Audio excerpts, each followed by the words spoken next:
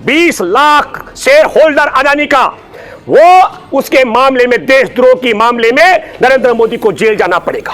और इससे भी एक और दूसरा मसला, वो आपने देखा 14 फरवरी 2019 को चुनाव जीतने के लिए, लोकसभा चुनाव से पहले हमारे देश के 40 जवानों की हत्या कराने के लिए, मैं पुलवामा का जिक्र कर रहा हूं, जहां शंकर राय चौधरी देश के जनरल रह चुके हैं, उन्होंने कहा नरेंद्र मोदी को माफी मांगनी चाहिए। और हमारे देश में 4 राज्यों के, बिहार, गोवा, जम्मू कश्मीर और मेघालय का राज्यपाल रह चुके भाजपा के वरिष्ठ नेता सत्यपाल मलिक ने कहा कि जवानों की हत्या करवाने, खुफिया एजेंसी की रिपोर्ट को खारिज करवाने, जवानों को जिंदा पहुंचाने के जहाज न देने, और इस सारे घटनाक्रम में भी अगर जांच पड़ताल होती है तो नरेंद्र मोदी और नरेंद्र मोदी के साथ साथ में 2 अहम लोग जिनके पाकिस्तान से सीधे संबंध है, एक सैयद अली अब्बास है, पाकिस्तानी आतंकवादियों का फाइनेंसर, वो हमारे देश के राष्ट्रीय सुरक्षा सलाहकार अजीत डोभाल के बेटे का पार्टनर है।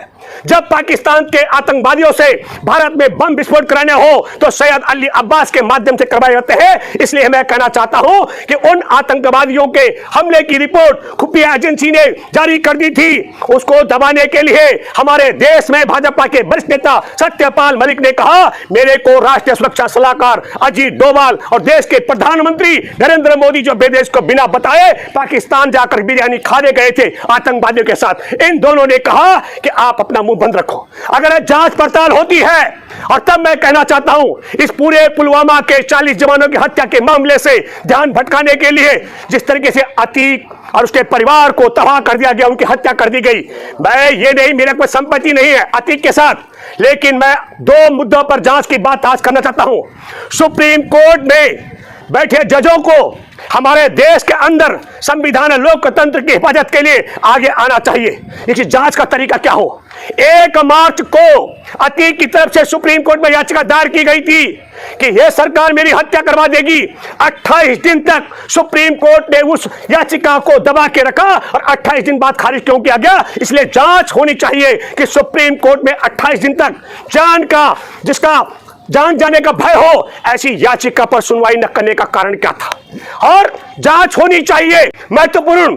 फिर इसी कड़ी में कि जांच कौन करेगा।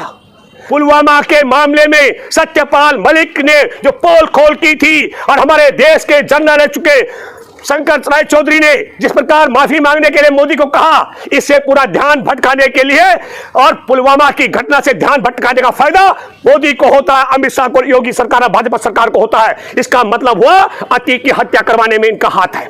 दूसरी महत्वपूर्ण बात, उसका बहुत बड़ा आर्थिक साम्राज्य है, बताया जा रहा है हजारों करोड़ रुपए का, और उसका पार्टनर है नंदी, वो मंत्री है आदित्यनाथ की सरकार में। उस आर्थिक साम्राज्य पर कब्जाने का षड्यंत्र है, वो आर्थिक लाभ भी भाजपाई लोगों को होने वाला है। ये दूसरी महत्वपूर्ण बात है।